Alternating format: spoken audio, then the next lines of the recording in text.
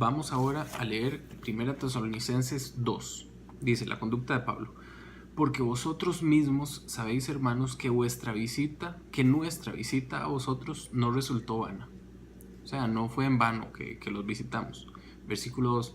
Pues habiendo antes padecido y sido ultrajados en Filipos, como sabéis, tuvimos de nuevo en nuestro Dios para anunciaros el Evangelio de Dios en medio de gran oposición. O sea, Pablo dice, no, es que no fue fácil, llegamos y eran puras trabas, pero no fue en vano. Dios nos ayudó a anunciar el Evangelio en medio de todos los problemas. Versículo 3. Porque nuestra exhortación no procedió de error, ni de impureza, ni fue por engaño, sino que según fuimos aprobados por Dios para que se nos confiase el Evangelio, así hablamos. O sea, Pablo está diciendo, no éramos falsos profetas, diciéndoles que se volvieran de los ídolos. Es que Dios nos llamó y nos dio el Evangelio, así hablamos. No como para agradar a los hombres, sino a Dios que prueba nuestros corazones. O sea, Pablo dice, yo no lo hago esto para que digan, uy, el gran Pablo, el gran apóstol. No, yo no lo hago pensando en agradarme a mí ni agradar a los hombres, sino a Dios que prueba los corazones. Pablo sabía que Dios probaba el corazón, que el Dios justo prueba la mente y el corazón. Cuando escogió Dios a David, ¿qué fue lo que le dijo al profeta? No mires a su parecer ni a lo alto de su estatura, porque Jehová no mira lo que mira el hombre, sino que mira el corazón. Este es el mismo concepto que habla Pablo. Dios ve nuestro corazón, nuestra intención para hacer lo que hacemos.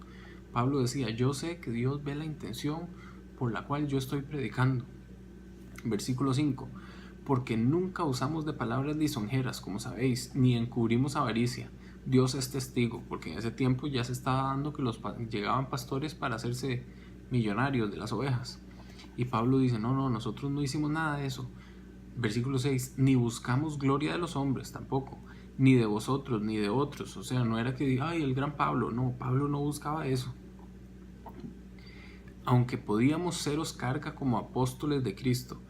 O sea, Pablo dice, hey, nosotros como apóstoles de Cristo teníamos derecho a decirles, mira, ayúdenos con la comida, con el alquiler, con algún salario. Teníamos derecho. Pero dice Pablo, podíamos seros carga como apóstoles de Cristo. Y no lo fueron. Versículo 7. Antes fuimos tiernos entre vosotros, como la nodriza que cuida con ternura a sus propios hijos. O sea, Pablo sabía, estoy cuidando de los hijos del Señor, de la iglesia. Tan grande es nuestro afecto por vosotros. O sea, todo esto denota un cariño, un amor que Pablo tenía por el pueblo de Dios en Tesalonicenses, y por ende el amor que nosotros tenemos que tener por nuestros hermanos y por la iglesia.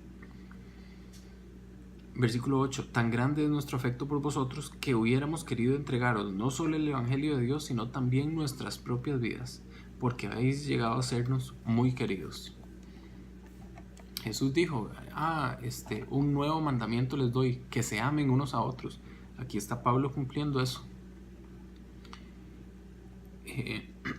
Versículo 9, porque os acordáis, hermanos, de nuestro trabajo y fatiga.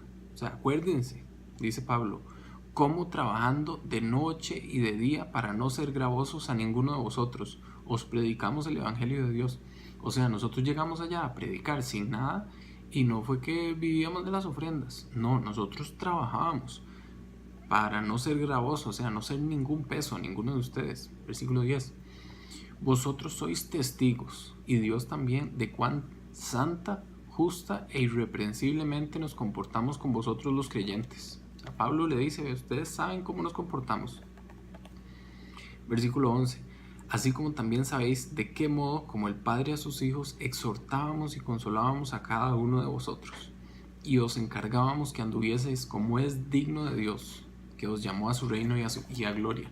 O sea, Pablo, con todo el cariño del mundo, lo que hacía era, versículo 12, encargarles que anduvieran como es digno de Dios, o sea, como es digno de un hijo de Dios.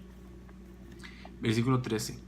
Por lo cual también nosotros sin cesar damos gracias a Dios. Otra vez Pablo dando gracias. Y nosotros tenemos que ser así. De cuando recibisteis la palabra de Dios que oísteis de nosotros, la recibisteis no como palabra de hombres, sino según es en verdad la palabra de Dios, la cual actúa poderosamente, actúa en vosotros los creyentes. O sea, la palabra de Dios actúa en nosotros. Si nosotros tenemos palabra de Dios, ella actúa en nosotros, nos limpia, es como una sustancia que nos está limpiando lo interno.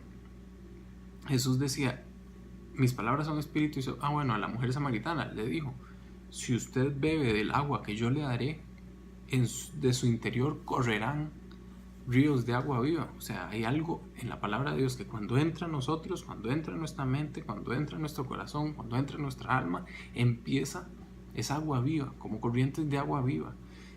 Actúa en nosotros, nos limpia, nos purifica, nos santifica. Pero para eso hay que comerla, hay que adentrarla. Versículo 14, porque vosotros, hermanos, vinisteis a ser imitadores de las iglesias de Dios en Cristo Jesús que están en Judea, pues habiendo padecido de los de vuestra propia nación, o sea, los judíos, dice, pues habiendo padecido de los de vuestra propia nación las mismas cosas que ellos padecieron de los judíos, los cuales mataron al Señor Jesús y a sus propios profetas, y a nosotros nos expulsaron, y no agradan a Dios y se oponen a todos los hombres. O sea, le está diciendo, ustedes tesalonicenses también han sabido lo que es sufrir, lo que es ser mártires. A nosotros, dice Pablo, a los judíos nos expulsaron y se oponen. Ustedes también están sufriendo por el evangelio. Versículo 16, impidiéndonos hablar a los gentiles para que estos se salven. O sea, Pablo le decía, no, usted no puede hablar con personas que no sean israelitas, porque lo impedían, lo obligaban a no hablar, pero Pablo no hacía caso. Así colman ellos siempre la medida de sus pecados, pues vino sobre ellos la ira hasta el extremo.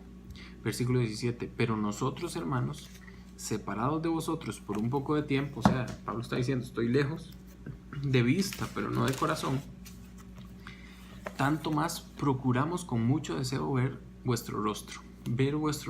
Pablo era amoroso, por lo cual quisimos ir a vosotros. Yo, Pablo, ciertamente una y otra vez, pero Satanás nos estorbó de alguna forma, no le permitió ir. Porque ¿cuál es nuestra esperanza o gozo o corona de que me gloríe? ¿No lo sois vosotros delante de nuestro Señor Jesucristo en su venida? Vosotros sois nuestra gloria y gozo. O sea, Pablo decía, es que ustedes son mi regalo, son mi corona, son mi medalla. Y quiero ir a verlos. Satanás me estorbó, no he podido, pero los quiero mucho. Ya vamos ahora al capítulo 3.